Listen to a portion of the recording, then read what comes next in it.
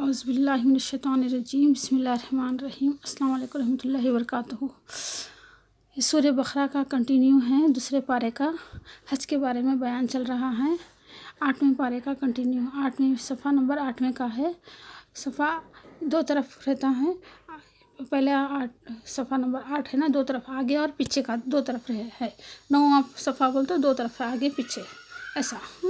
اور آپ الحمدللہ آپ جب سن رہے ہیں تو ویڈیو دو بار سنیے تو اپنے کو اچھا سمجھ میں آ جاتا۔ ہاں، آپ پورا ویڈیو پورے قرآن مجید کا پورا ایک بار سن لیے تو سب اچھا سمجھ میں آ جائیں گا انشاءاللہ۔ حج کے بارے میں بیان چل رہا ہے سورہ بقرہ میں، دوسرے پارے میں۔ یہ رکوع ہے، 9واں رکوع ہے دوسرے پارے کا، سورہ کا۔ یہ کنٹینیوس میں پڑھ رہی ہوں 8ویں پیج کا، صفحے کا 8ویں کا۔ دیکھیے، شروع کر رہی ہوں، حج کے بارے میں ہے۔ لا الہ الا اللہ صلی اللہ علیہ وسلم، اللہ اکبر۔ جو شخص ان مہینوں میں حج کی نیت کر لے تو حج کے دنوں میں عورتوں سے اختلاف کرے، نہ کوئی برا کام کرے، نہ کسی سے جھگڑے، اور جو نیک کام تم کرو گے وہ خدا کے معلوم ہو جائے گا۔ اور زاد راہ یعنی رستے کا خرچ ساتھ لیے چل جاؤ، کیونکہ بہتر فائدہ زاد راہ کا پرہیزگاری ہے۔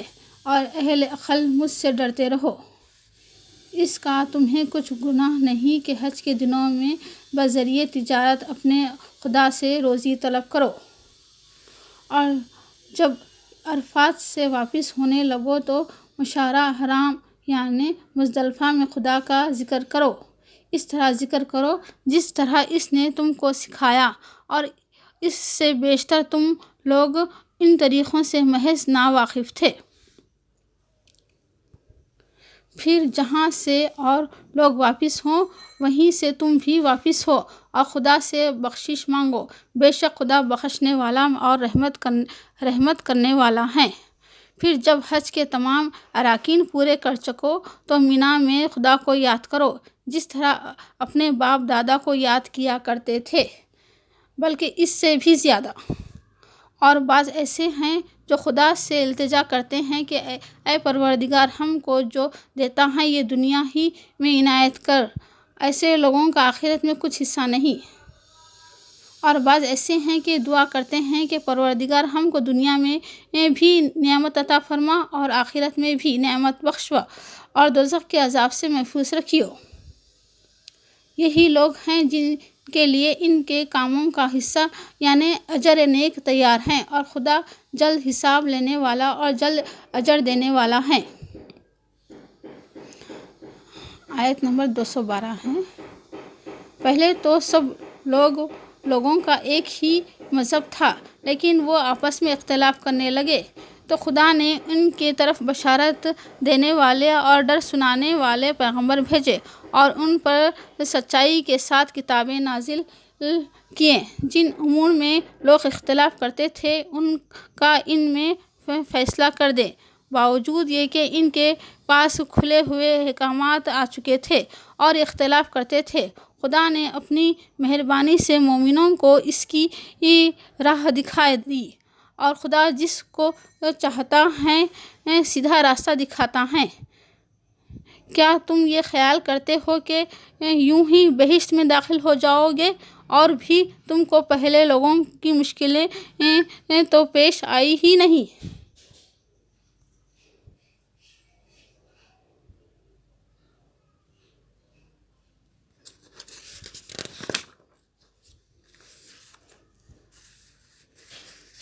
ان کو بڑی بڑی سختیاں اور تکلیفیں پہنچی، اور مصیبتوں میں ہلا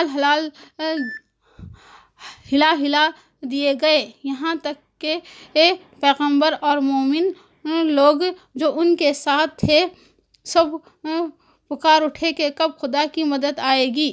دیکھو، خدا کی مدد عین قریب آیا چاہتی ہے۔ مسلمانوں، تم پر خدا کے راستے میں لڑنا فرض کر دیا گیا ہے، تو تمہیں ناگوار تو ہو، مگر عجب نہیں کہ ایک چیز تم کو بری لگے اور وہ تمہارے حق میں بھی ہو۔ اور عجب نہیں کہ ایک چیز تم کو بھلی لگے اور وہ تمہارے لیے معیز ہو، اور ان باتوں کو خدا ہی بہتر جانتا ہے اور تم نہیں جانتے۔ آیت نمبر 188 ہے۔ اے پیغمبر، لوگ تم سے شراب اور جوئے کا حکم دریافت کرتے ہیں، کہہ دو کہ ان میں نقصان بڑے ہیں اور لوگوں کے لیے کچھ فائدے بھی ہیں، مگر ان کے نقصان فائدوں سے کہیں زیادہ ہیں۔ اور تم سے یتیموں کے بارے میں دریافت کرتے ہیں، کہہ دو کہ ان کی حالت کی اصلاح بہت اچھا کام ہے، اور اگر تم ان سے مل جل کر رہنا یعنی خرچ اکٹھا رکھنا چاہو تو وہ تمہارے بھائی ہیں، اور خدا خوب جانتا ہے خرابی کرنے والوں کون ہیں اور اصلاح کرنے والا کون ہے۔ اور اگر خدا چاہتا تو تم کو تکلیف میں ڈال دیتا، بے شک خدا غالب اور حکمت والا ہے۔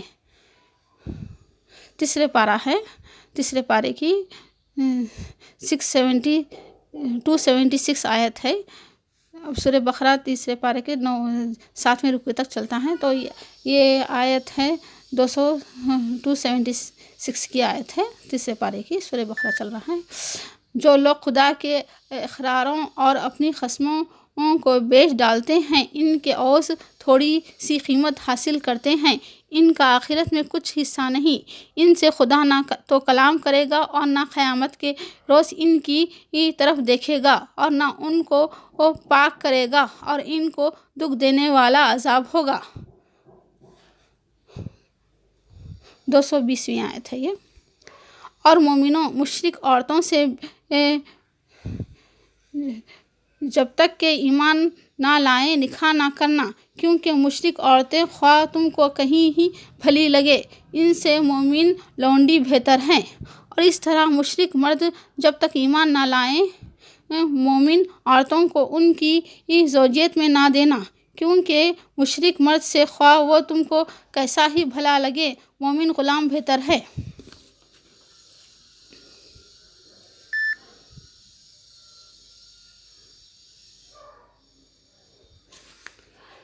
یہ مشرک لوگوں کو دوزخ کی طرف بلاتے ہیں، اور خدا اپنی مہربانی سے بہشت اور بخشش کی طرف بلاتا ہے، اور اپنے حکموں کو کھول کھول کر بیان کرتا ہے تاکہ نصیحت حاصل کرے۔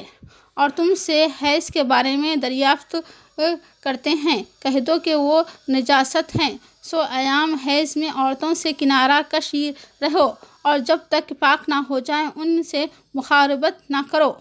ہاں، جب پاک ہو جائیں تو جس طریق سے خدا نے تمہیں ارشاد فرمایا ہے ان کے پاس جاؤ۔ کچھ شک نہیں کہ خدا توبہ کرنے والوں اور پاک صاف رہنے والوں کو دوست رکھتا ہے۔ تمہاری عورتیں تمہاری کھیتی ہیں، تو اپنی کھیتی میں جس طرح چاہے جاؤ، اور اپنے لیے نیک عمل آگے بھیجو، اور خدا سے ڈرتے رہو، اور جان رکھو کہ ایک دن تمہیں اس کے پاس روبرو حاضر ہونا ہے۔ اور اے پیغمبر، ایمان والوں کو بشارت سنا دو، اور خدا کے نام کو اس کے بات کا ہیلا نہ بنانا کہ اس کی قسمیں کھا کھا کر سلوک کرنے اور پرہیزگاری کرنے اور لوگوں میں صلاح و سازگاری کرانے رک جائیں، اور خدا سب کچھ سنتا اور جانتا ہے۔ اور جو لوگ تم میں سے مر جائیں اور عورتیں چھوڑ جائیں، وہ اپنی عورتوں کے حق میں وصیت کر جائیں کہ ان کو 1 سال تک خرچ دیا جائے اور گھر سے نہ نکالی جائیں۔ ہاں، اگر وہ خود گھر سے نکل جائیں اور اپنے حق میں پسندیدہ کام یعنی نکاح کر لیں تو تم پر کچھ گناہ نہیں۔ جو لوگ تم میں سے مر جائیں، عورتیں چھوڑ جائیں، تو عورتیں 4 مہینے 10 دن اپنے آپ کو روکے رکھیں، اور جب یہ عدت پوری کر چکیں اور اپنے حق میں پسندیدہ کام یعنی نکاح کریں تو تم پر کچھ گناہ نہیں۔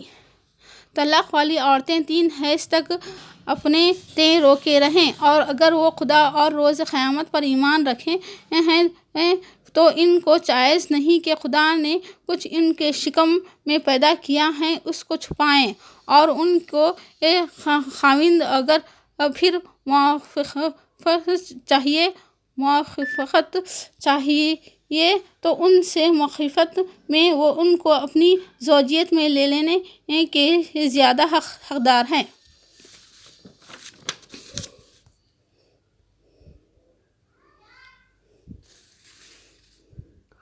اور عورتوں کا حق مردوں پر ویسا ہی ہے جیسے دستور کے مطابق مردوں کا حق عورتوں پر ہے، البتہ مردوں کو عورتوں پر فضیلت ہے، اور خدا غالب اور صاحب حکمت ہے۔ وہی تو ہے ماں کے پیٹ میں جس چاہتا ہے تمہاری صورت بناتا ہے، اس غالب حکمت والے کے سوا کوئی عبادت کے لائق نہیں۔ اور مائیں اپنے بچوں کو پوری 2 سال دودھ پلائیں، اور اگر ماں باپ دودھ چھڑانا چاہیں تو ان پر کچھ گناہ نہیں۔ 243 آیت ہے۔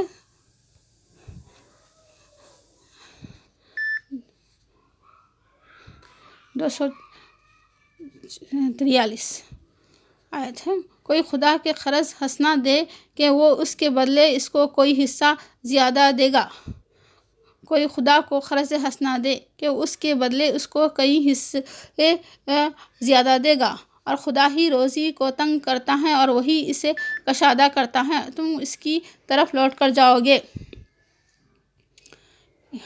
رکوع تیسرا ہے۔ 230 آیت ہے۔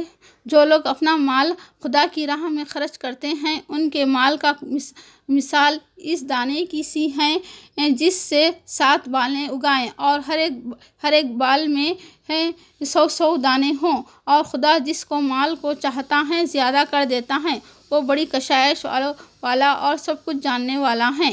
جو لوگ اپنا مال خدا کے راستے میں صرف کرتے ہیں پھر اس کے بعد نہ اس خرچ کا کسی پر احسان رکھتے ہیں اور نہ غمگین ہوں گے، جس خیرات دینے کے بعد لینے والے کو ایذا دی جائے اس سے نرم بات کہہ دینی اور اس سے بے ادبی سے درگزر کرنا بہتر ہے۔ بے ادبی نہ کریں۔ خدا نے مال اور جان سے جہاد کرنے والوں کو بیٹھے رہنے والوں پر درجے میں فضیلت بخشی ہے۔ خدا کی طرف سے درجات میں اور بخشش میں اور رحمت میں، اور خدا بڑا بخشنے والا اور مہربان ہے۔ یہ 5ویں پارے کا ہے، 5ویں پارے کا ہے مومنوں کے بارے میں حکم جو ہے۔ یہ رکوع ہے 6واں۔ مومنوں، جہاد کے لیے ہتھیار لے لیا کرو، پھر یا تو جماعت ہو کر نکلا کرو یا سب اکٹھے خرچ کھوج کیا کرو۔ تیسرے پارے کا ہے یہ۔ اور مسلمانوں، خدا کی راہ میں جہاد کرو اور جان رکھو کہ خدا سب کچھ سنتا اور سب کچھ جانتا ہے۔ 5ویں پارے میں ذکر ہے جہاد کا، تیسرے پارے میں ذکر ہے جہاد کا۔ الحمدللہ۔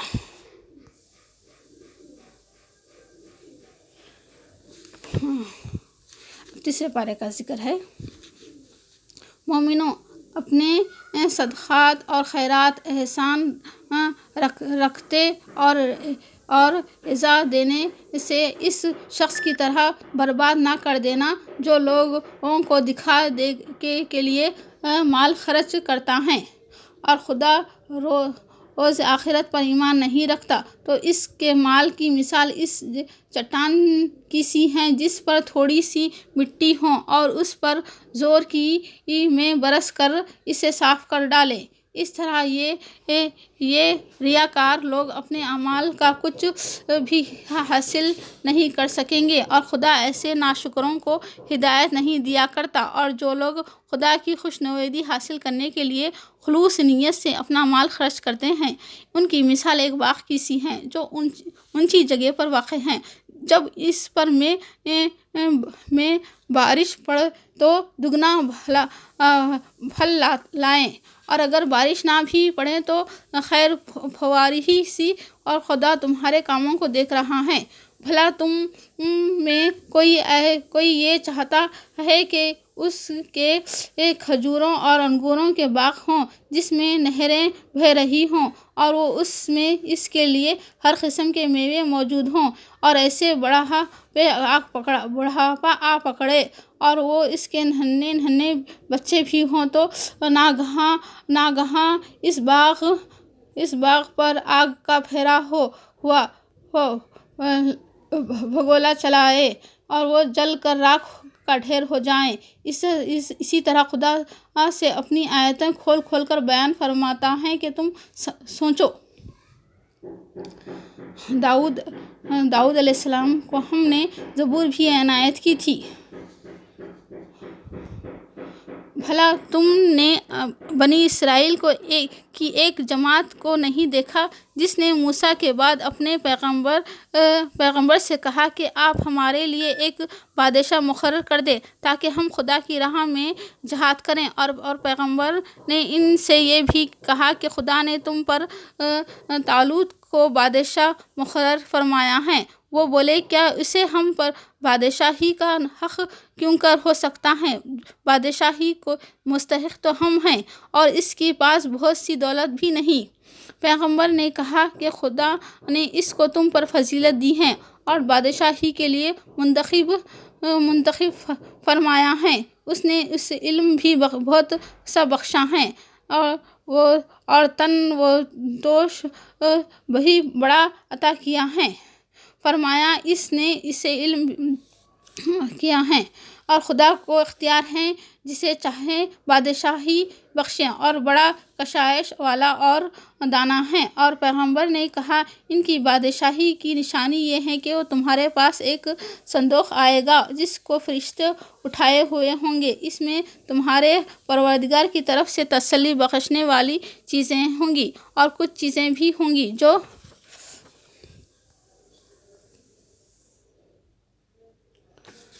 جو موسیٰ اور ہارون چھوڑ گئے تھے۔ موسیٰ علیہ السلام اور ہارون علیہ السلام چھوڑ گئے تھے۔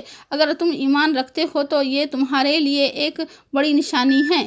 غرض جب طالوت فوجیں لے کر روانہ ہوا تو اس نے اسے کہا کہ خدا ایک نہر سے تمہارے آزمائش کرنے والا ہے۔ جو شخص اس میں سے پانی پی لے گا اس کی نیت تصور کیا جائے گا کہ وہ میرا نہیں، اور نہ پیے گا وہ سمجھا جائے گا کہ میرا ہے۔ ہاں، اگر کوئی ہاتھ سے چلو بھر پانی لے لیں تو خیر۔ جب وہ لوگ نہر پر پہنچے تو چند شخصوں کے سوا سب نے پانی پی لیا۔ پھر جب طالوت اور مومن لوگ جو اس کے ساتھ تھے نہر کے پار ہو گئے تو کہنے لگے کہ آج ہم جالوت اور اس کے لشکر سے مقابلہ کرنے کی طاقت نہیں۔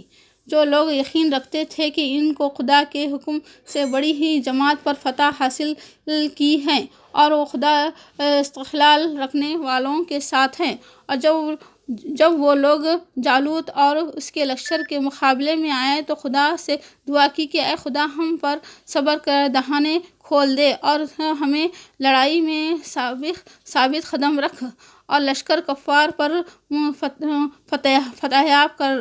تو طالوت کی فوج نے خدا کے حکم سے ان کو حیض ہمت دی اور داؤد نے جالوت کو قتل کر ڈالا، اور خدا نے اس کو بادشاہی اور دانائی بخشی اور جو کچھ چاہا سکھایا، اور خدا لوگوں کو ایک دوسرے پر چڑھائی اور حملہ کرنے سے ہٹاتا نہ رہتا تو ملک تباہ ہو جاتا، لیکن خدا اہل عالم پر بڑا مہربان ہے۔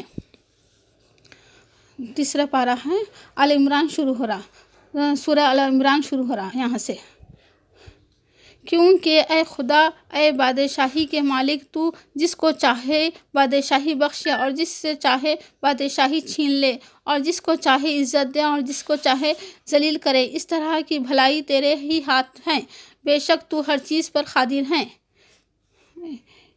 تیسری آیت ہے، پہلی 25ویں آیت تھی، اب یہ 13ویں آیت ہے۔ سورہ آل عمران کی 13ویں آیت ہے۔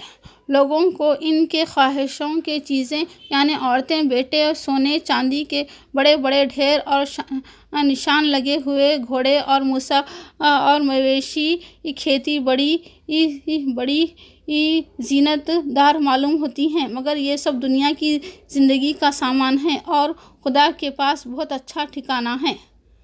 یہ 13ویں آیت اور ایک بار سنیے. لوگوں کی ان کی خواہشوں کی چیزیں یعنی عورتیں، بیٹے، سونے چاندی کے بڑے بڑے ڈھیر اور نشان لگے ہوئے گھوڑے اور مویشی اور کھیتی بڑی زینت دار معلوم ہوتی ہیں، مگر یہ سب دنیا کی زندگی کا سامان ہے اور خدا کے پاس بہت اچھا ٹھکانہ ہے. الحمدللہ. انشاءاللہ 12ویں صفحے میں ملاقات ہوگی. اللہ حافظ. شکریہ.